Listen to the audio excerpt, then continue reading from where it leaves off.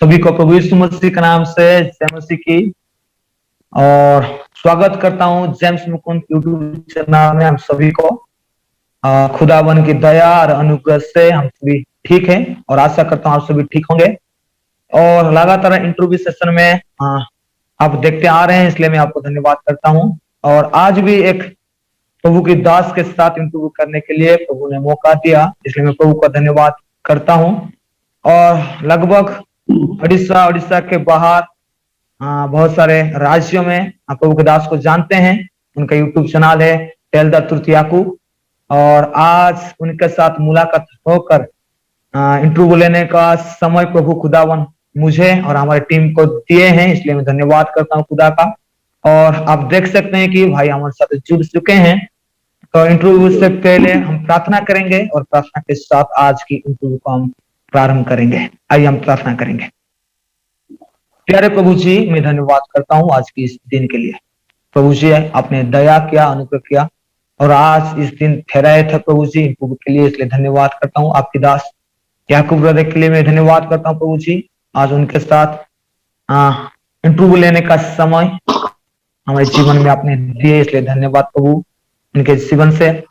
हाँ प्रभु जी, प्रभावित हर एक वचन और आपने जो उनके मुंह में डाला है प्रभु जी, आज उनके मुंह के द्वारा हम सभी को बात करें। जब भी हम इंटरव्यू लेने के लिए जा रहे हैं पिता, सभी सवाल के जवाब वचन के अनुसार देने के लिए आप मदद कीजिए। रुकावट करने वाली आत्मा यीशु के नाम से दूर हो जाए प्रभु जी, प्रार्थना करते हैं। सभी विषय को तेरे हाथ में समर्पित करते हैं, टेक्निकल इशू को तेरे हाथ में समर्पित करते हैं प्रभु जी। आप इस सभी को आपकी कंट्रोल में रखिए पिता। आज महिमा आपको देते हुए खुदा नाम से प्रार्थना मांगते हैं, उनका ग्रहण कीजिए पिता। आमीन आमीन। तो ब्रदर को मैं सब तो जानते हैं, लेकिन थोड़ा बहुत जानते हैं। आज उनके मुंह से हम सुनेंगे ब्रदर कहाँ रहते हैं, क्या करते हैं, वो कैसा मिनिस्ट्री स्टार्ट किए, कुछ इंफॉर्मेशन हमारे बीच में रखेंगे। तो ब्रदर मैं पूछना चाहता हूँ आपका नाम क्या है और कहाँ रहते हैं आप और क्या करते हैं और क्या हाल है आपका?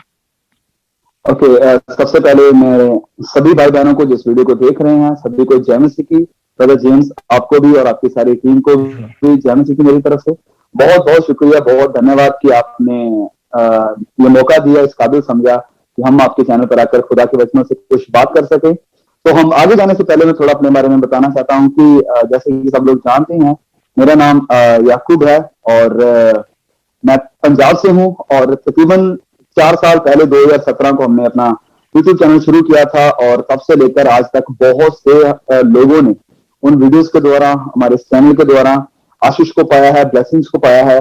और इसके लिए सारी महिमा, सारी इज्जत, सारा जलाल परमेश्वर यीशु मसीह के नाम को हम देते हैं, क्योंकि उसी ने इस काबिल बनाया, उसी ने इस लायक बनाया कि हम ये सब कुछ कर सके हैं। ये सब कुछ हुआ है परमेश्वर यीशु मसीह के अनुग्रह के द्वारा ही। Yes, thank you. बहुत अच्छा लगा आपको मिलकर। और आज उड़ीसा से भी बहुत सारे लोग आपको दिखते हैं और उड़ीसा बाहर से भी। तो आज फिलहाल याकूब ब्रदर के बारे में थोड़ा बहुत जानकारी लोग पाए हैं, इसलिए मैं धन्यवाद करता हूँ आपको। और ब्रदर कुछ सवाल आपके सामने में रखने जा रहा हूँ और मैं पहले सवाल आपके सामने में रखना चाह रहा हूँ। मैं कहना चाहता हूँ दर्शक हमको देख रहे हैं, ज्यादा से ज्यादा इस सवाल से वो लोग जुड़ रहे हैं। उड़ीसा में ज्यादातर इस सवाल से बहुत जुड़ते आ रहे हैं कि एक सही ढंग से उनको सवाल का जवाब नहीं मिल रहा है। तो मुझे लगा कि आप इस सवाल को थोड़ा गहराई से और प्रभु के वचन से रखें। तो पहला सवाल मैं भाई को पूछना चाहता हूँ, वो है जब हम पाप करते हैं तो प्रभु परमेश्वर हमें कब, क्यों और कैसे अनुशासित करते हैं? Okay brother, thank you so much इस सवाल के लिए। ये सवाल बहुत ही जरूरी है और डिसिप्लिन के बारे में जानना खासकर हम मसीहों के लिए बहुत ज्यादा जरूरी है। जब बात आती है डिसिप्लिन की यानी अनुशासन की, तो दिमाग में 2 चीजें आती हैं, आर्मी और पेरेंट्स। क्योंकि इन दोनों में, आर्मी में भी और पेरेंट्स में भी अनुशासन यानी डिसिप्लिन बहुत ही जरूरी है, एक फैमिली में और एक आर्मी में। तो हम परमेश्वर के वचन से भी जानते हैं अब इब्रानी 12 में कि जो बेटा ताड़ को नहीं चाहता है यानी जिसको अनुशासित नहीं किया जाता है, वह असल में सच्चा असल बच्चा लीगल बच्चा नहीं होता है। तो परमेश्वर का वचन भी बहुत कुछ हमें सिखाता है डिसिप्लिन के बारे में, मसीही डिसिप्लिन के बारे में। और जब हम पाप करते हैं तो आपका सवाल है कि परमेश्वर कब, क्यों और कैसे हमें डिसिप्लिन करते हैं। कल इस चीज के बारे में आज मैं आपको बताना चाहता हूं कि सबसे पहले ये कि परमेश्वर हमें कब डिसिप्लिन करते हैं। पर ज्यादातर लोगों का माइंडसेट ये है कि परमेश्वर हमें तभी डिसिप्लिन करते हैं जब हम कोई गलती कर देते हैं या हम कोई गुनाह में चले जाते हैं। वेल यस, ये बात सही है कि तब भी परमेश्वर हमें डिसिप्लिन करते हैं, लेकिन हमारा जो डिसिप्लिन है, एक क्रिश्चियन डिसिप्लिन है, वो शुरू हो जाता है जब हम मसीह यीशु के ऊपर विश्वास करते हैं, जब हम उसके ऊपर भरोसा लेकर आ जाते हैं, जब हम मसीह में आ जाते हैं, यानी कि जब हम उद्धार को पा लेते हैं, जब हम बपतिस्मा ले लेते हैं, जब हम पश्चाताप कर लेते हैं, तभी से हमारा ये जो डिसिप्लिन है ये शुरू हो जाता है। एक बच्चा जब पैदा होता है तो उसके पैदा होने से ही उसका जो डिसिप्लिन है वो शुरू हो जाता है। तभी से उसकी माँ, उसके बाप, सब लोग उसे डिसिप्लिन देना शुरू कर देते हैं, उससे सुधारना शुरू कर देते हैं। इसका मतलब ये नहीं कि वेट कर रहे होते कि कब ये बच्चा गलती करेगा और मैं इसको डिसिप्लिन दूंगा। तो सबसे पहले है कि कब हमें परमेश्वर डिसिप्लिन करते हैं, जब हम उद्धार पा लेते हैं, जब हम मसीह में आ जाते हैं। दूसरी बात कि जब हम पाप में गिरते हैं, यस, उस वक्त भी परमेश्वर हमें डिसिप्लिन करते हैं। परमेश्वर हमें, हम कह सकते हैं कि लाइन पर लेकर आते हैं। अब जब हम वचन में पढ़ते हैं भजन संहिता उसका 94 वचन 12 से लेकर 13 तक में, यहां पर भी यही लिखा है कि क्या ही धन्य है वह पुरुष जिसको परमेश्वर ताड़ना देता है, जिसको परमेश्वर ताड़ना देता है। ये वचन कहता है कि वह इंसान, वह व्यक्ति धन्य है, वह बहुत ही ब्लेस्ड इंसान है जिसको परमेश्वर की तरफ से ताड़ना मिलती है।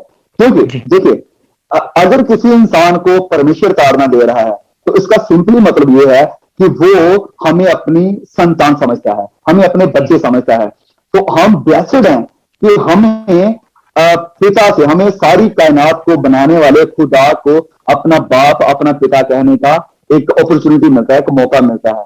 तो इसलिए यानी ये जो भजन लिखने वाला है संत दाऊद, वह कहता है कि क्या ही धन्य है, हाउ ब्लेस्ड इज ही, जिसको परमेश्वर ताड़ते हैं, जिसको परमेश्वर डिसिप्लिन करते हैं। तो परमेश्वर हमें कब डिसिप्लिन करते हैं, जब हम मसीह में आते हैं। दूसरी बात, जब हम गुनाह करते हैं। अब परमेश्वर हमें ताड़ना देते हैं। वेल, बहुत से मेथड हैं, बहुत से रास्तों के द्वारा, बहुत से जरियों के द्वारा परमेश्वर हमें ताड़ना देते हैं, परमेश्वर हमें सिखाते हैं, हमें सुधारते हैं। हमारे घर में भी हो सकता है, हमारे काम में जहां पर हम जॉब करते हैं वहां पर भी, हमारी मिनिस्ट्री में भी परमेश्वर हमें डिसिप्लिन करते हैं। जैसे कि हम देख सकते हैं संत पौलुस की मिनिस्ट्री में भी परमेश्वर ने उसे भी ताड़ा, उसे भी परमेश्वर ने डिसिप्लिन किया उसकी मिनिस्ट्री में। और फिर परमेश्वर हमें डिसिप्लिन करते हैं जब हमारी दुआओं का जवाब नहीं मिलता है, हमारी अनआंसर्ड प्रेयर्स के द्वारा भी परमेश्वर हमें डिसिप्लिन करते हैं।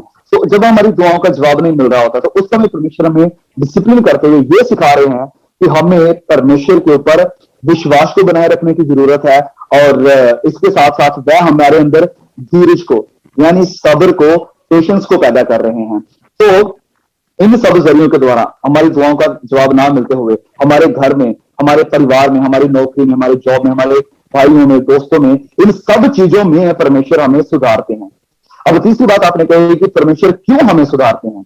वेल, ये बहुत ही जरूरी है कि एक अच्छा पिता होने के नाते, एक अच्छे बाप होने के नाते, जैसे कि एक अच्छा पिता है, एक अच्छी माँ है, वह अपने बच्चे को ताड़ेंगे, वैसे डिसिप्लिन करेंगे।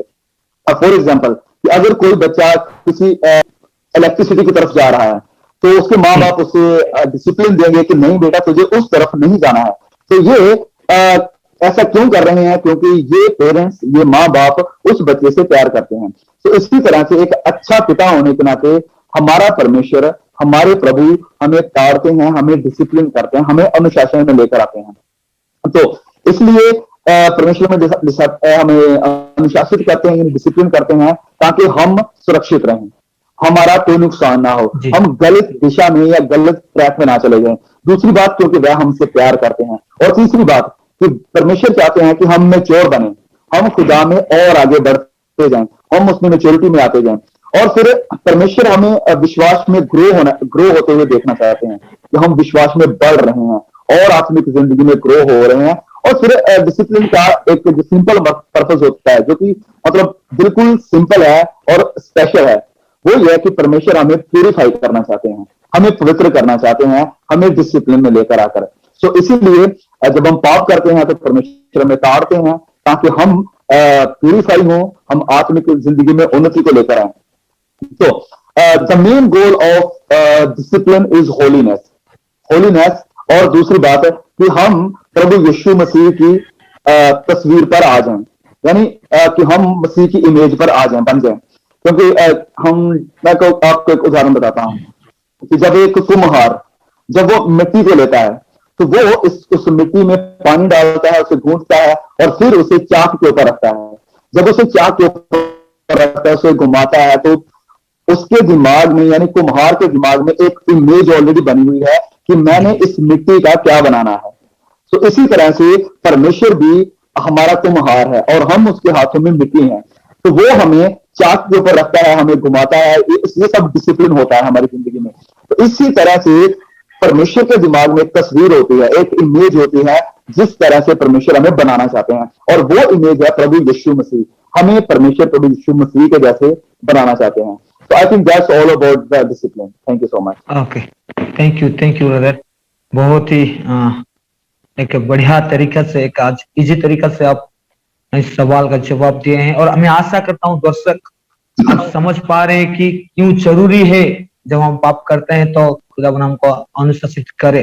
कभी कभार हमको खुदावन अनुशासित करते हैं तो हम खुदा के ऊपर दोष लगाते हैं, प्रभु जी क्यों हमको अनुशासित करते हैं। तो आज याकूब ब्रदर जैसे बता रहे थे कि बहुत ही सिंपल तरीके से वो इस सवाल का आंसर वो दिए हैं। तो मैं धन्यवाद करता हूँ ब्रदर को, और मैं सभी को मैं कहना चाहूंगा कि आपके पास यदि पेन है और यदि आप बाल है और कागज भी है तो लिख के रखिए। इस सवाल बहुत महत्वपूर्ण सवाल है, और आप शेयर कीजिए वीडियो को कि जो लोग सवाल को लेकर जूझ रहे हैं वो उनका आंख खुल जाए। तो मैं दूसरा सवाल को जाऊंगा, और दूसरा सवाल मैं भाई को पूछना चाहूंगा कि दूसरा सवाल है, what is sanctification, what is the definition of Christian sanctification. और हिंदी में इस तरह का है, पवित्रीकरण क्या है, ईसाई पवित्रता की परिभाषा क्या है। Okay, thank you so much brother. तो इससे पहले कि हम सवाल के जवाब में जाए, मैं सभी दर्शकों से कहना चाहता हूं जो भी वीडियोस को देख रहे हैं, व्यूअर्स को, कि प्लीज इस चैनल को सब्सक्राइब जरूर कीजिए इसी तरह के और हेल्पफुल वीडियोस को देखने के लिए। और हाँ, ये बात बहुत ही जरूरी है कि प्लीज इस वीडियो को जरूर शेयर कीजिए बहुत से हमारे लोगों तक, क्योंकि इस वीडियो में हम परमेश्वर के बहुत ही कुछ गहरे भेदों को समझने और सीखने वाले हैं। और जैसे कि ब्रदर ने ऑलरेडी बताया है कि प्लीज अगर आपके पास पेन या कोई कॉपी या कोई डायरी नहीं है तो प्लीज अभी वीडियो को थोड़ा यहाँ पर रोक कर पेन कॉपी पकड़िए, और ये सारे पॉइंट्स जो मैं आपके सामने रखना चाहता हूँ, जो भी हम बात करेंगे आपको भी समझ में आ जाए, आप इन सारे पॉइंट्स को जरूर लिखिए। सारी बात तो आप नहीं लिख सकेंगे, लेकिन जो मेन पॉइंट्स हम आपके सामने रखेंगे प्लीज उनको जरूर नोट कीजिए, कि आगे फ्यूचर में आपके भी काफी हेल्पफुल होंगे। ओके, तो जब हम बात करते हैं सेंटिफिकेशन की सबसे पहले अगर हम परिभाषा को देखें पवित्रीकरण की, तो इसकी परिभाषा यह है, इसका मीनिंग, इसकी डेफिनेशन ये है कि सेट अपार्ट, किसी को अलग कर देना, किसी चीज को अलग कर देना परमेश्वर के मकसद के लिए, कुछ आत्मिक पर्पसेस या उद्देश्य के लिए किसी को पवित्र बनाना। ये है I think Christian definition of sanctification. तो इससे पहले कि हम सैंक्टिफिकेशन के बारे में और ज्यादा आगे डिटेल में जाएं, मैं 3 चीजें आपके सामने बताना चाहता हूं जो कि बहुत ही जरूरी है। प्लीज इन बातों को ध्यान से सुनिए। ये कुछ डेफिनेशंस हैं जो हम मसीहों को, जो कि बाइबल कॉलेज तक नहीं जा पाते हैं, तो मैं उनके लिए बताना चाहता हूं कि प्लीज इन बातों को नोट जरूर कर लीजिएगा। ये 3 स्टेप्स होते हैं हमारी मसीही जिंदगी में, क्रिश्चियन लाइफ में। सबसे पहले है जस्टिफिकेशन। अब ये जस्टिफिकेशन क्या है? वो है धर्मी सिद्ध होना।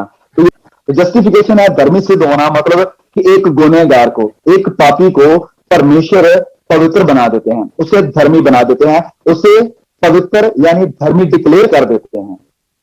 किसके द्वारा? प्रभु यीशु मसीह के द्वारा, उसकी क्रूस के द्वारा, उसके लहू के द्वारा। जैसे कि हम वचन में देखते हैं रोमियो अध्याय 5 वचन 8 और 9 में, यहां पर लिखा है कि परंतु परमेश्वर हम पर अपने प्रेम की भलाई इस रीति से प्रकट करता है कि जब हम पापी ही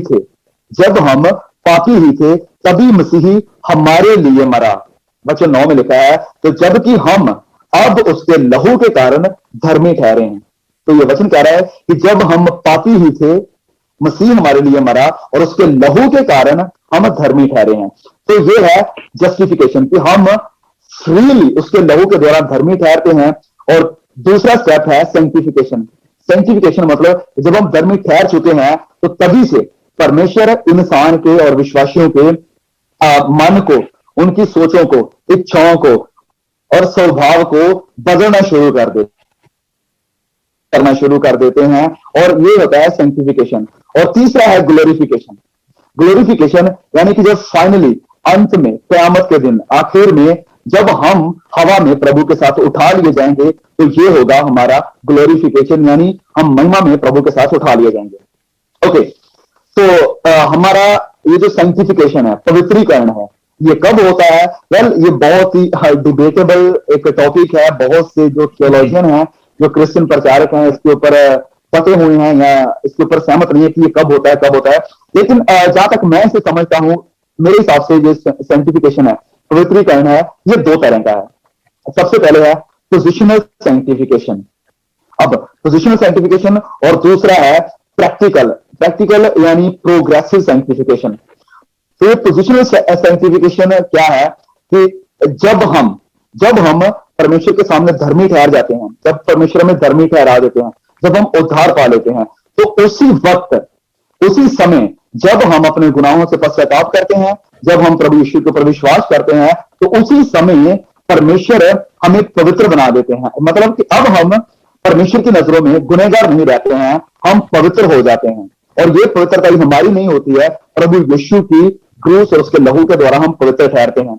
और इसके लिए भी बहुत से बाइबल के वचन है जो इस पॉइंट को सपोर्ट करते हैं, पोजिशनल सैंक्टिफिकेशन को। जैसे कि मैं आपके लिए पढ़ना चाहूंगा रोमियो अध्याय 6 और वचन 6। प्लीज नोट कीजिए, रोमियो अध्याय 6 वचन 6। यहां पर लिखा है, क्योंकि हम जानते हैं कि हमारा पुराना मनुष्य उसके साथ क्रूस पर चढ़ाया गया है, ताकि पाप का शरीर नाश हो जाए, ताकि हम आगे से पाप के दास्तव में यानी गुलामी में ना रहें। आगे से हम पाप के गुलाम ना रहें। बहुत से वचन है, मैं आपके लिए एक और पढ़ना चाहूंगा, इब्रानियों अध्याय 10 और उसके वचन 10 को। इब्रानियों यानी हिब्रूज चैप्टर 10 वर्स 10। यहां पर लिखा है कि उसी इच्छा से हम यीशु मसीह की देह के एक बार बलिदान चढ़ाए जाने से, प्रभु यीशु के देह के एक बार बलिदान चढ़ाए जाने के द्वारा पवित्र किए गए हैं। ये बहुत ही पावरफुल वचन है पोजिशनल सैंक्टिफिकेशन के लिए कि पवित्र किए गए हैं। जैसे मैंने बताया कि जब हमारा उद्धार होता है, जब हम यीशु पर विश्वास करते हैं, उसी वक्त हम पवित्र बन जाते हैं प्रभु यीशु मसीह के लहू के द्वारा। तो यह है पोजिशनल सैंक्टिफिकेशन। दूसरा है प्रैक्टिकल सैंक्टिफिकेशन। प्रैक्टिकल यानी प्रोग्रेसिव सैंक्टिफिकेशन, मतलब कि हम दिन प्रतिदिन अपनी आत्मिक जिंदगी में उन्नति करते हैं, हम स्पिरिचुअली ग्रो होते हैं, हम आगे बढ़ते हैं। तो इसके लिए बहुत से परमेश्वर के वचन है, जैसे कि रोमियो 12 को हम पढ़ते हैं कि यहां पर संत पौलुस कहते हैं कि अपने शरीरों को परमेश्वर के सामने भावता हुआ और जीवित बलिदान करके चढ़ाओ, मतलब दिन प्रतिदिन। और फिर काफी वचन है, मैं एक और वचन आपके लिए पढ़ना चाहता हूं, पहला पत्रस अध्याय 1 वचन 15 से। पहला पत्रस अध्याय 1 वचन 15 से यहां पर लिखा है, जैसा तुम्हारा बुलाने वाला पवित्र है, वैसे ही तुम भी अपने सारे चाल चलन में पवित्र बनो। जैसे कि हमने ऊपर पोजिशनल सैंक्टिफिकेशन में वचन पढ़ा था इब्रानियों 10:10 में, वहां पर लिखा गया कि पवित्र किए गए हो, लेकिन ये वचन हमें कह रहा है कि पवित्र बनो। तो ये दो तरह के सैंक्टिफिकेशन है, जैसे मैंने आप ऑलरेडी बताया, पोजिशनल और प्रोग्रेसिव। तो हम प्रोग्रेसिवली हर रोज परमेश्वर के सामने पवित्र बनते हैं, और ये फाइनल सैंक्टिफिकेशन होगा जब हम पिता के साथ, प्रभु यीशु के साथ बादलों पर उठा लिए जाएंगे। अब आपका सवाल होगा कि हम पवित्रीकरण में यानी सैंक्टिफिकेशन में कैसे बढ़े? How should we grow in sanctification? Well, बहुत ही सिंपल है, प्रार्थना के दौरान। सबसे पहले प्रार्थना मसीह जिंदगी का बहुत ही अहम और बहुत ही इंपॉर्टेंट हिस्सा है, और प्रार्थना में जब हम बढ़ते हैं तो हमारी जिंदगी पवित्र होती जाती है। फिर फास्टिंग में, अगर हम किसी गहरे पाप में जकड़े हुए हैं, जो कि हमें एक बुरी आदत लगी हुई है, और अगर आप उस पाप से बाहर निकलना चाहते हैं, तो मैं आपको सजेस्ट करूंगा प्लीज आप उपवास कीजिए, प्रार्थना कीजिए। और फिर फेलोशिप में, जब हम मसीह भाई बहनों के साथ, मसीह लोगों के साथ, परमेश्वर के लोगों के साथ संगति करते हैं, तो हम पवित्र होते हैं। और चौथी बात है परमेश्वर के वचनों को पढ़ के। यस, परमेश्वर के वचनों को पढ़ना बहुत ही जरूरी है, क्योंकि ये वचन हमें एक आईना दिखाएंगे कि हम कहां पर गलत हैं और कहां पर हमें सही होने की जरूरत है। हमारी जिंदगी से जो हमारे पाप है उसे हमें दिखाएंगे। तो जैसे प्रभु यीशु भी कहते हैं यूहन्ना अध्याय 17-18 में कि सत्य के द्वारा उन्हें पवित्र कर, क्योंकि तेरा वचन सत्य है, तेरा वचन सत्य है। यानी परमेश्वर के वचनों के द्वारा प्रभु यीशु कह रहे हैं कि तू उन्हें पवित्र कर। तो हम पवित्र होंगे प्रार्थना के द्वारा, फास्टिंग के द्वारा, फेलोशिप के द्वारा, और चौथी बात परमेश्वर के वचनों के द्वारा। Thank you so much. Yes, बहुत ही बढ़िया ब्रदर, बहुत ही एक डिबेटेबल टॉपिक को आप इतना इतना इजी तरीके से हमको बताया है। और मैं कहना चाहता हूँ दर्शक को, आप बाइबल जो वचन कोट किए करते हैं ब्रदर, तो कृपा करके बाइबल को खोलिए। क्या पढ़ते हैं ब्रदर? धन्यवाद ब्रदर, बहुत ही सुंदर जवाब के लिए। और मैं लगातार कहते आ रहा हूँ कि आप यदि वीडियो को शेयर नहीं कर रहे तो ज्यादा से ज्यादा शेयर करें। इस सवाल से लोग जुड़ रहे हैं और गलत शिक्षा में वो घुस गए हैं, कि गलत शिक्षा में वो पड़ गए हैं कि कैसे पवित्र रहना है, पवित्रकरण क्या है, इससे पवित्रता क्या है, और सवाल से वो जुड़कर उनका आत्मिक जीवन भी उन्नति नहीं हो पा रहा है। तो मैं तीसरा सवाल की ओर जाऊंगा, और तीसरा सवाल मैं पूछना चाहूंगा ब्रदर को। तीसरा सवाल इस तरह का है, यीशु का क्या अर्थ था जब उसने कहा अपना क्रूस उठा और मेरे पीछे हो ले? What did Jesus mean when he said, "Take up your cross and follow me"? According to Matthew chapter 16:24.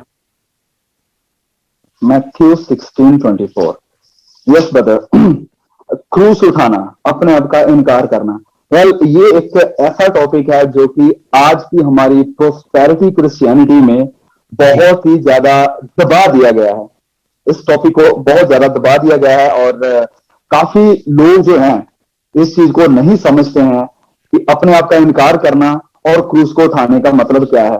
क्यों? क्योंकि इस चीज का प्रचार नहीं किया जाता है। इस टॉपिक को, क्रूस उठाने को, अपने आप के इनकार करने को, तो आज लोग, खासकर हमारे जो प्रोस्पेरिटी प्रचारक हैं, वैसे सही नहीं समझते हैं।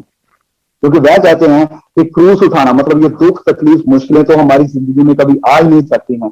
God wants all well and fine, कि हमारी जिंदगी में सब कुछ सही हो, बिल्कुल हम एक आरामदायक ऐश भरी जिंदगी गुजारें।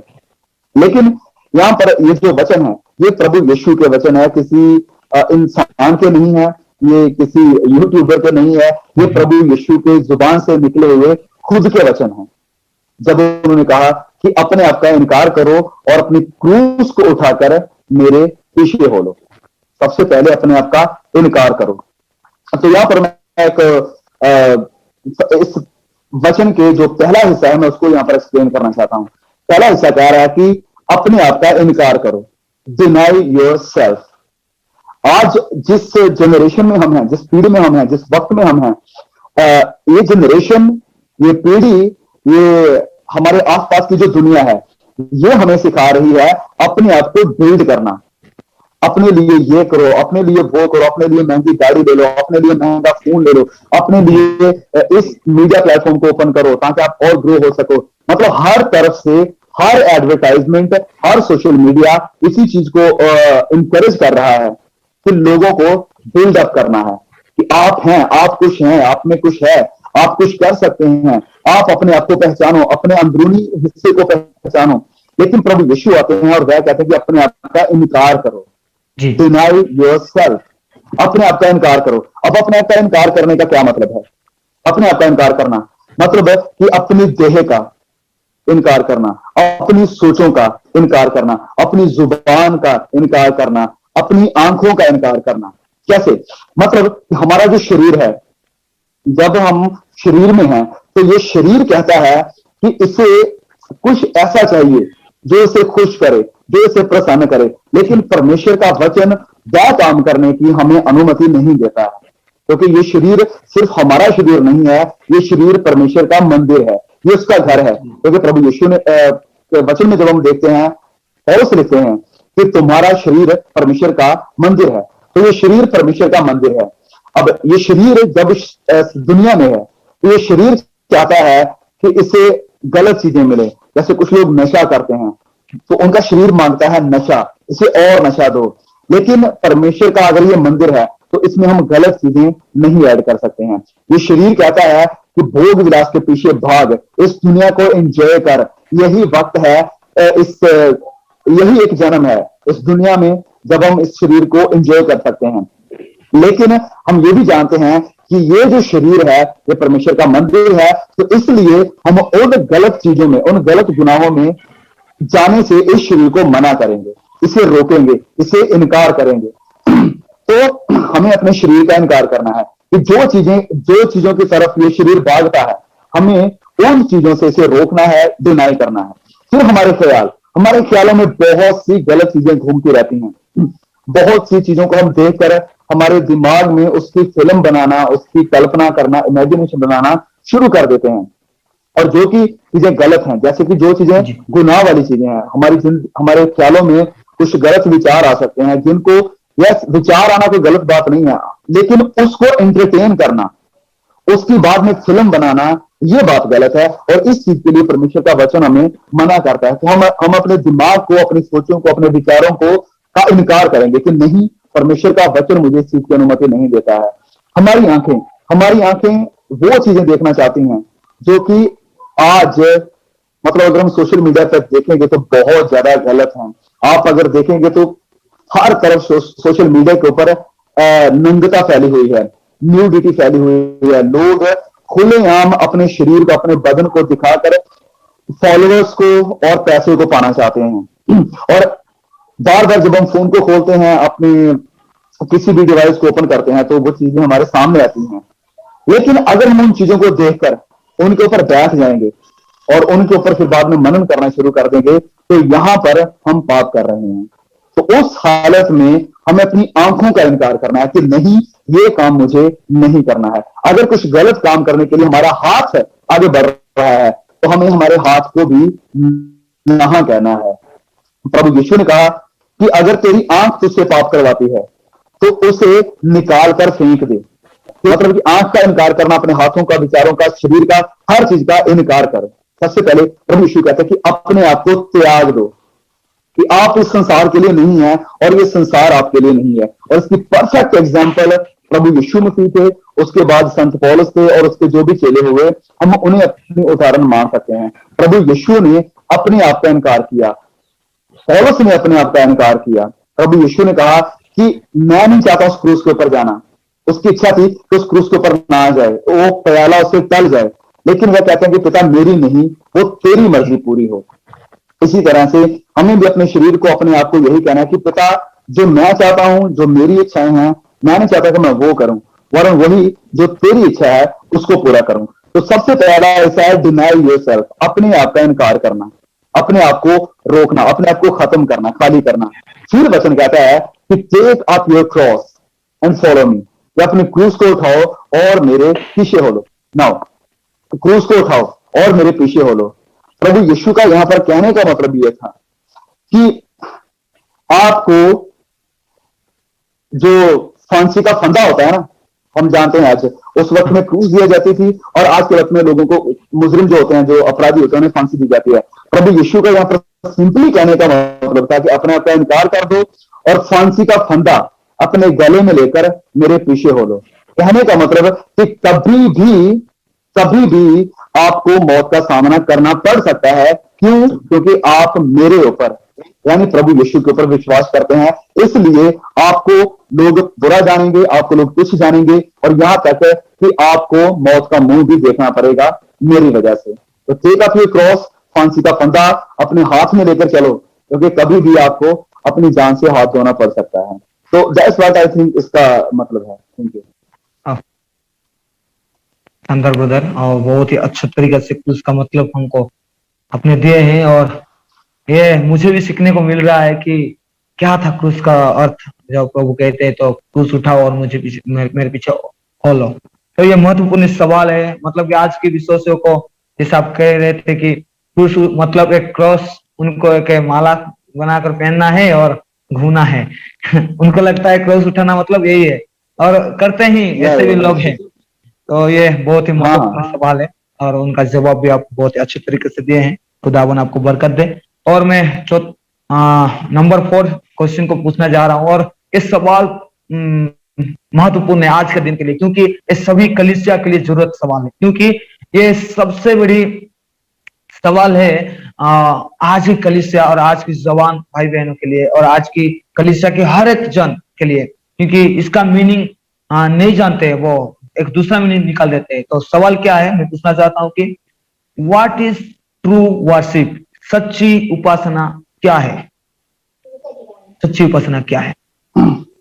ओके, यस ब्रदर, जैसे आपने बताया कि वर्शिप आज के 21st सेंचुरी में ये जो वर्शिप है काफी ट्रेंडिंग है। लोग हर तरफ, अगर हम चर्चेस में देखें तो वर्शिप के ऊपर बहुत ज्यादा जोर दिया जाता है, वर्शिप को काफी ज्यादा इम्प्रूव भी किया गया है। तो इट्स ऑल गुड, बहुत बड़ी अच्छी बात है, हम इसके खिलाफ नहीं है, बहुत ही सही है कि लोग वर्शिप के ऊपर कंसंट्रेट कर रहे हैं, वर्शिप को इम्प्रूव किया गया है, बहुत ही बढ़िया बात है। अब वर्शिप का मतलब क्या है? वर्शिप इसका सिंपली मतलब अगर मैं बताऊं तो ये है कि किसी की भलाइयों को, जो भी किसी ने आपके लिए किया है, उन्हें याद करके, उन्हें अपने दिमाग में लाकर उसकी तारीफ करना, उसकी महिमा करना और उसे प्रसन्न करना, किसी को प्रसन्न करना। और दूसरी बात है कि जो इंसान प्रशंसा के, तारीफ के और महिमा के योग्य है, उसे वो महिमा देनी। तो ये है वर्शिप। अब वर्शिप क्या नहीं है, मैं ये आपको बताना चाहता हूं। वर्शिप ये नहीं है कि सिर्फ मैं बता रहा हूं कि सिर्फ हम गिटार पकड़कर या चर्च में बैठकर जब गाने गा रहे हैं, जब हम भजन गा रहे हैं, तो यही वर्शिप है। Yes, this is a part of worship, लेकिन ये कंप्लीटली वर्शिप नहीं है, सिर्फ यही वर्शिप नहीं है। सिर्फ अपने होठों को हिलाना और फिर हमारा दिमाग, हमारी सोच विचार ये कहीं और होना, ये भी सच्ची वर्शिप नहीं है। सच्ची वर्शिप ये नहीं है, क्योंकि प्रभु यीशु भी कहते हैं, जब हम वचन में पढ़ते हैं मरकुस अध्याय 7 वचन 6 से लेकर 7 तक में, प्रभु यीशु कहते हैं कि ये लोग होठों से तो मेरा आदर करते हैं, होठों से तो मेरा आदर करते हैं, पर इनका मन मुझसे दूर है और ये व्यर्थ में मेरी उपासना करते हैं। मेरी उपासना यानी मेरी वर्शिप करते हैं व्यर्थ में। तो हम सिंपली देख सकते हैं यहां पर कि प्रभु यीशु को वो लोग पसंद नहीं है जो कि सिर्फ होठों से लोगों के सामने हाथ खड़े करें और भजन बोलकर कहें कि हम वर्शिप कर रहे हैं। उसे वो लोग चाहिए जो हृदय की सच्चाई से, तन और मन से, जान से उसकी महिमा, उसकी आराधना करें। उसके विपरीत जब हम वचन में पढ़ते हैं यूहन्ना उसके अध्याय 4 वचन 23 को, तो यहां पर प्रभु यीशु कहते हैं कि परंतु वह, यानी वह समय आता है, वरन अब भी है, कि जिसमें सच्चे भक्त, ट्रू वर्शिपर्स, सच्चे भक्त पिता की वर्शिप, पिता की आराधना आत्मा और सच्चाई से करेंगे, क्योंकि पिता अपने लिए ऐसे आराधकों को ढूंढता है। कैसे आराधकों को परमेश्वर ढूंढ रहे हैं? जो रूह से और सच्चाई से, आत्मा के साथ और सच्चाई के साथ उसकी आराधना करें, सिर्फ होठों के साथ नहीं, सिर्फ गिटार के साथ नहीं, सिर्फ अपनी तालियों के साथ नहीं, वरन जो सच्चे मन से आराधना करेंगे उसकी, उसको वो लोग पसंद हैं। अब जब बात आती है वर्शिप की, तो मैं दो चीजें इसमें देखता हूं। वर्शिप में एक ओबीडियंस और दूसरा सैक्रिफाइस, बलिदान। ओबीडियंस यानी आज्ञाकारी और बलिदान बहुत ही जरूरी है। इसकी मैं एक उदाहरण आपको बताता हूं। जब हम पुराने नियम में जाते हैं और पढ़ते हैं उत्पत्ति उसके अध्याय 22 को और वचन 5 को, उत्पत्ति अध्याय 22 वचन 5 को, यहां पर मैं आपको कॉन्टेक्स्ट बता दूं कि परमेश्वर ने अब्राहम से कहा है कि अपने बेटे इसहाक को कुर्बान कर दे, उसकी बलि चढ़ा दे। इसकी पूरी कहानी क्या है, पूरा बैकग्राउंड क्या है, क्यों ऐसा हुआ है, हम इसमें नहीं जाएंगे क्योंकि हमारा टॉपिक वर्शिप है, तो मैं उसी में जाऊंगा।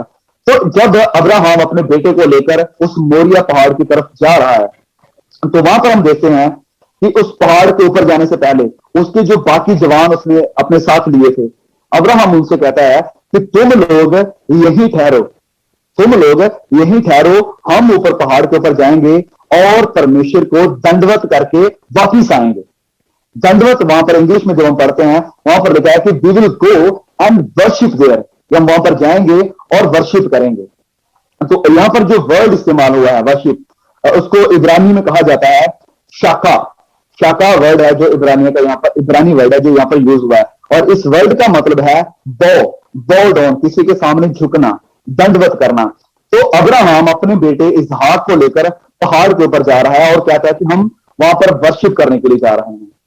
तो अब्राहम की जिंदगी में वर्शिप जब आ रही है तो दो चीजें हम देख सकते हैं। पहली बात है ओबीडियंस, आज्ञाकारी, कि परमेश्वर ने उसे कहा कुछ करने के लिए और वो उस काम को कर रहा है, वह आज्ञाकारी है। दूसरी बात है परमेश्वर ने इस वर्शिप में, इस आराधना में उससे एक बलिदान भी मांगा है, एक कुर्बानी को मांगा है। अब हम अगर मसीही जिंदगी में देखें तो हमारी जिंदगी में भी परमेश्वर दो चीजें यही चाहता है। अगर हम एक सच्चे आराधक, एक सच्चे वर्शिपर बनना चाहते हैं परमेश्वर के, तो सबसे पहले हमारी जिंदगी में ओबीडियंस हो, परमेश्वर के वचनों के प्रति हमारी आज्ञाकारी हो। क्या हम वचनों के प्रति आज्ञाकार हैं? जो वह हमसे करने के लिए कहता है वो हम कर रहे हैं, या बस सिंपली हम चर्च में आते हैं, किसी सभा में बैठते हैं और परमेश्वर के लिए कुछ भजन गाते हैं और हम कहते हैं कि यही वर्शिप है। हमारी वर्शिप स्टार्ट होती है हमारे ओबीडियंस से। होप कि आप लोग मेरी बात को समझ रहे हैं। हमारी वर्शिप शुरू होती है आज्ञाकारी से, जब हम परमेश्वर की आज्ञाकारी करते हैं। दूसरी बात, वह हमसे सैक्रिफाइस चाहते हैं, बलिदान चढ़ाओ परमेश्वर को। अब हमारा बलिदान क्या है? हमें अब्राहम की तरह इसहाक को पकड़कर बलिदान के लिए नहीं लेकर जाना है। हमारा बलिदान है, हम वचन में पढ़ेंगे, जब हम पढ़ते हैं रोमियो अध्याय 12 और इसके वचन 1 में, रोमियो 12:1 में, यहां पर संत पौलुस कहते हैं, बहुत ही बढ़िया एक वचन है वर्शिप के लिए, कि इसलिए हे भाइयों, मैं तुमसे परमेश्वर की दया, इस बात को ध्यान में रखिए, मैं परमेश्वर की दया से मन दिलाकर विनती करता हूं कि अपने शरीरों को जीवित और पवित्र और परमेश्वर को भावता हुआ बलिदान करके चढ़ाओ, यही तुम्हारी आत्मिक सेवा है। हमारी आत्मिक सेवा क्या है? कि सबसे पहले परमेश्वर का वचन हमसे कह रहा है, और कहते हैं कि मैं तुम्हें परमेश्वर की दया से मन दिलाकर कहता हूं। अब ये दया क्या है? इंग्लिश में लिखा है मर्सीज ऑफ गॉड, यानी ये ज्यादा है, परमेश्वर की दया से मन दिलाकर विनती करता हूं, ये प्लूरल में है, ज्यादा है उसकी, परमेश्वर की मर्सीज है। क्या है परमेश्वर की यह दया? हम जब इसी किताब के रोमियो के पिछले 11 अध्यायों को पढ़ते हैं तो हमें पता चलता है कि परमेश्वर की दया असल में क्या है, कि हम पापी और गुनहगार और निकम्मे थे। वचन कहता है कि हर किसी ने पाप किया, सब उससे फेर गए हैं, लेकिन परमेश्वर ने अपने प्यार के तहत हमसे इतना प्यार किया कि उसने अपना इकलौता बेटा दे दिया है और हमें पाप की जिंदगी से आजाद करके हमें धर्मी ठहराया, हमें पवित्र बनाया और हमें उसकी संतान बनाया। हमारा मिलाप जो परमेश्वर से टूट चुका था उसे दोबारा जोड़ा है, और ये है परमेश्वर की दया, उसकी मर्सी, जो यहाँ पर बात कर रहा है संत पौलुस, कि मैं तुम्हें वो परमेश्वर की दया स्मरण दिलाकर, याद दिलाकर आपसे रिक्वेस्ट करता हूं, आपकी मर्सीज, परमेश्वर की मर्सीज को याद दिलाकर, परमेश्वर की दया को याद दिलाकर आपसे कहता हूं कि आप अपने शरीरों को जीविता और पवित्र और परमेश्वर को भावता हुआ बलिदान करके चढ़ाओ। परमेश्वर की मर्सीज क्या है? मैं फिर से बताना चाहता हूं, जिसने हमें माफ किया है, हमें धर्मी ठहराया है, हमें पवित्र बनाया है, हमें अपनी संतान बनाया है और हमारे ऊपर अनुग्रह किया है। जिस चीज के हम लायक नहीं थे, हमें उस लायक बनाया है।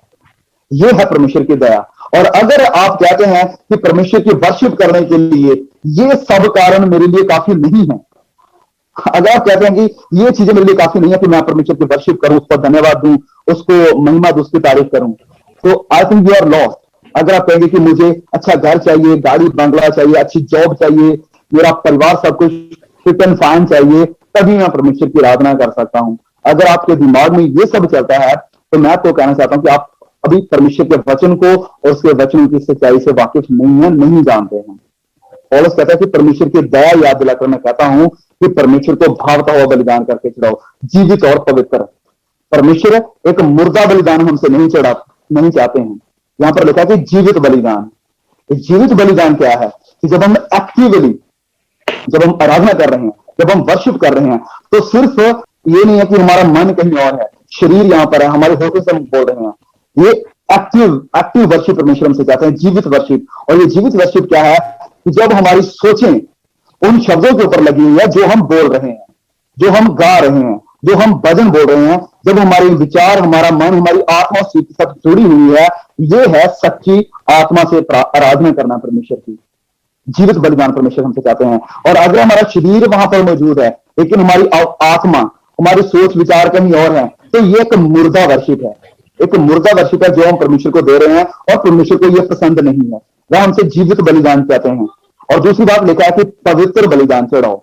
ये नहीं है कि हमारी जिंदगी में पूरी तरह से पाप है,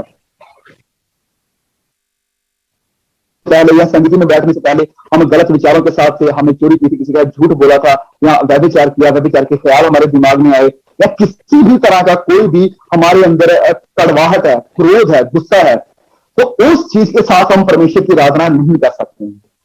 परमेश्वर एक पवित्र बलिदान को चाहते हैं, और जब हम पवित्र हैं, हमारी जिंदगी में गुनाह नहीं है, अगर गुनाह किया है हमने उससे पश्चाताप करना है और परमेश्वर के सामने आना है, और फिर सच्चाई के साथ और आत्मा के साथ, ना सिर्फ होठों से, ना सिर्फ हाथों से, ना सिर्फ अपने शरीर से, वरना आत्मा और सच्चाई से परमेश्वर की आराधना करनी है। तो यही है आई थिंक सच्ची आराधना जिसे परमेश्वर चाहते हैं। एक हमारी जिंदगी में ओबीडियंस होना जरूरी है, और दूसरा परमेश्वर हमसे सैक्रिफाइस चाहते हैं। और वो सैक्रिफाइस क्या है? हमारे आदतें, बुरी आदतें, या जो चीजें हमें पकड़े हुए हैं जो परमेश्वर को पसंद नहीं है, जो गंदे ख्याल, गंदे विचार या गलत चीजें जो हम देखते हैं वो पसंद नहीं है, इन सब चीजों को, यानी अपने शरीर को, अपनी आंखों को परमेश्वर के लिए बलिदान करना है। थैंक यू सो मच जी, बहुत ही बढ़िया और शानदार तरीके से आपने बताया brother. Thank you so much for wonderful answer. यही हम चाहते थे कि परमेश्वर के वचन से क्या कहता है वर्शिप के बारे में, क्योंकि लगातार देखने को मिल रहा है वर्शिप मतलब गिटार, लाइट, डीजे, और जो आप इन दिनों में देखने को मिलता है कि मतलब वर्शिप वही है, ड्रम का बीट बढ़ा देते हैं, बेस बढ़ा देते हैं, और कूदते हुए, नाचते हुए, और क्या क्या हरकत करते हैं उनको ही पता है। लेकिन ये सच्ची आराधना के बारे में बहुत जरूरी था, और यह आपने कहा है, इसलिए धन्यवाद ब्रदर। बहुत ही अच्छा सवाल है। और मैं दोस्तों को कहना चाहता हूँ, जितने लोग भी देख रहे हैं उड़ीसा से बाहर देख रहे हैं, कृपया आप नोट कीजिए जब ब्रदर जो वचन को कट कर रहे हैं, नोट कीजिए और वीडियो को शेयर कीजिए। और मैं के लिए तो मैं नंबर 5 एक सवाल है, बहुत ही अच्छा सवाल है, और इस सवाल का जवाब मैं जानना चाहता हूँ ब्रदर से। क्या इस सवाल में पूछना चाहता हूँ कि सवाल है, what does it mean that believers are to be salt and light according to Matthew chapter 5:13 to 16? Hindi में ऐसा है, इसका क्या अर्थ है कि विश्वासियों को नमक और ज्योति होना चाहिए? Yes brother, thank you so much. विश्वासियों को नमक और ज्योति यानी लाइट, रोशनी होना चाहिए। आगे जाने से पहले मैं ये कहूंगा कि जो इस वचन का मतलब नहीं है, जब प्रभु यीशु कहते हैं कि आप जगत के नमक हो, आप जगत की ज्योति हो, प्रभु यीशु ने ये नहीं कहा कि आपको जगत के नमक बनना चाहिए या ज्योति बनना चाहिए। आज बहुत से लोग यहाँ प्रचारक ये कहते हैं कि अगर आप मसीही हैं तो आपको नमक बनना चाहिए, आपको इस जगत के लिए रोशनी बनना चाहिए। प्रभु यीशु ने ऐसा नहीं कहा। प्रभु यीशु ने कहा कि आप हैं, you are already a salt, you are already the light. आप जब मसीह में हैं, आपने जब उद्धार को पा लिया है, आपने जब प्रभु यीशु को पहन लिया है, तो आप नमक हैं, आप लाइट हैं। अगर कोई आपसे पूछे और देखिए भाई आप कौन है, तो आप कहिए कि मैं लाइट हूं। हो सकता है लोगों को अजीब लगे कि भाई ये कैसी बात कर रहा है, लेकिन आप घमंड से नहीं कह रहे हैं, ये परमेश्वर ने हमें अधिकार दिया है। परमेश्वर ने कहा कि आप हैं लाइट। अगर आप एक विश्वासी हैं, आप लाइट हैं। अगर आप विश्वासी हैं तो आप एक नमक हैं, आप नमक हैं। यस। नाउ जब हम बात करते हैं नमक की, नमक के बारे में आप बहुत कुछ सीख सकते हैं यूट्यूब के ऊपर कि नमक का मतलब क्या होता था, किस कामों के लिए इसे इस्तेमाल किया जाता था, कि नमक को प्रिजर्व के लिए किया जाता था, स्वाद बढ़ाने के लिए, टेस्ट बढ़ाने के लिए इस्तेमाल किया जाता था। और कुछ लोग इसी चीज को लेते हैं कि यस, हमें भी इस दुनिया में जब हम हैं, इस संसार में जब हम हैं, तो एक विश्वासी होते हुए हमें भी इस दुनिया को प्रिजर्व करना है। जो लोग नाश हो रहे हैं, जो लोग नरक की तरफ जा रहे हैं, या जो लोग गुनाहों में जकड़े हुए हैं, पापों में हैं, हमें उन्हें बचाना है, हमें उन्हें संभालना है कि वह लोग नाश ना हो, हमें उन्हें नाश होने से बचाना है। तो एक नमक का ये ड्यूटी होती थी। दूसरी नमक की ड्यूटी होती थी कि वह टेस्ट को बढ़ाता है, जो कि हम आज भी देखते हैं, अक्सर यूज करते हैं अपने खाने में। तो इसे इस्तेमाल किया जाता है खाने का टेस्ट बढ़ाने के लिए। तो ऐसे ही कहा जाता है, या हम कहेंगे कि यस, हम इस संसार में जब हैं तो हम यहाँ इस पृथ्वी के ऊपर टेस्ट बढ़ाने के लिए हैं। अब वो टेस्ट क्या है कि जैसे हर तरफ हम अगर देखें तो अशांति है। लोग अगर किसी को कुछ कोई गलत कह देता है तो तुरंत भड़क जाते हैं, तुरंत बदला लेने की भावना अंदर आ जाती है। लेकिन हम मसीहों को ये करने के लिए बुलाया नहीं गया है। हमारा काम क्या है कि इन सब हालातों में हमें प्रार्थना करनी है और शांति के साथ रिस्पॉन्ड करना है, ना कि अग्रेसिवली, ना कि गुस्से के साथ, ना कि वायलेंस के साथ। तो हम जगत के नमक हैं, हम दुनिया के नमक हैं। लोग हमें देखें और कहें कि यस, ये लोग अलग हैं, इनमें कुछ अलग बात है। फिर प्रभु यीशु कहते हैं कि आप जगत की ज्योति हैं। अब ज्योति का क्या मतलब है? ज्योति अंधेरे को बताती है। प्रभु यीशु, जब हम यूहन्ना की इंजील में देखते हैं तो यूहन्ना में प्रभु यीशु कहते हैं कि जब तक मैं इस दुनिया पर हूं, मैं इस जगत के लिए ज्योति हूं, और जब मैं दुनिया से चला जाऊंगा तो प्रभु यीशु कहते हैं कि तुम जगत की ज्योति हो। जब प्रभु यीशु दुनिया में थे तो वह उन्होंने अपने आप को, यानी इस ज्योति को, इस रोशनी को कैसे प्रकट किया? वह जहां कहीं भी गए उन्होंने, वचन में हम पढ़ते हैं कि अगर वह चमत्कार भी करते थे, लोगों के लिए काम भी करते थे, तो भी उनका काम था सुसमाचार को बताना। ये बताते थे कि पश्चाताप करो क्योंकि स्वर्ग का राज्य निकट है। अब स्वर्ग का राज्य निकट है और उनका प्रचार था पश्चाताप करो। ये है गुड न्यूज। हमें परमेश्वर ने गुड न्यूज दी है और ये गुड न्यूज हमें उस नाश हो रहे संसार में लेकर जानी है जो अंधकार में है। यस, उम्मीद है आप मेरी बात को समझ रहे हैं। जो लोग अंधकार में हैं, जो लोग सच्चाई से वाकिफ नहीं है, प्रभु यीशु जो कि खुद रोशनी है, वह प्रभु यीशु जो कहते हैं कि मैं जब तक इस दुनिया में हूं, मैं जगत की ज्योति हूं, तो जब तक लोग उसको नहीं जानते हैं तो वह अंधकार में है, वह अंधेरे में है। तो हम, जबकि हमें भी प्रभु यीशु ने कहा कि तुम जगत की ज्योति हो, तो हमें इस सुसमाचार को, इस गुड न्यूज को, प्रभु यीशु की जो गुड न्यूज है, इसे उन लोगों तक लेकर जाना है जो अंधकार में है। हर कोई जो विश्वासी है, जो प्रभु यीशु के ऊपर विश्वास करता है, वह नमक है, वह ज्योति है। तो हमारा सबका, हम सबका ये रिस्पॉन्सिबिलिटी है, हम सभी की ये जिम्मेदारी है कि हम नाश हो रहे लोगों तक पहुंचे। आप किसी भी जरिए से पहुंच सकते हैं, सोशल मीडिया के द्वारा, पर्सनली अगर आपके आसपास में कुछ ऐसे लोग हैं जो प्रभु यीशु के बारे में सच्चाई को नहीं जानते हैं। बहुत से लोग आज प्रभु यीशु के बारे में जानते हैं लेकिन गलत तरीके से जानते हैं, उन्हें गलत तरीके से प्रभु यीशु को प्रेजेंट किया गया है। लेकिन हमारा ये जो कर्तव्य है वो ये है कि हम उनके सामने प्रभु यीशु की सच्चाई को लेकर जाएं और बताएं कि असल में वह कौन है।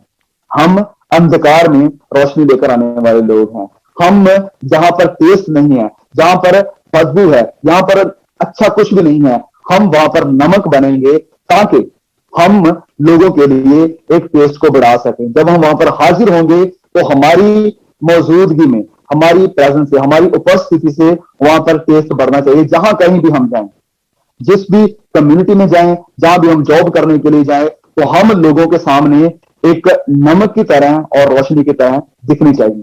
ऐसा नहीं कि हमें बनना है, हम ऑलरेडी हैं, हम नमक हैं और हम रोशनी है। शुक्रिया भाई जी, बहुत ही बढ़िया। ये सवाल हम बचपन से जब भी पासवान बताते थे कि आप ज्योति हो, आप नमक हो, तो इसका क्या अर्थ है, सभी को एक डाउट था। और आज डाउट क्लियर हो गया कि हम बनना नहीं है, हम ऑलरेडी है खुदावन प्रभु यीशु मसीह के अनुग्रह से। तो बहुत ही बढ़िया आंसर दिए, प्रभु आपको बरकत दे।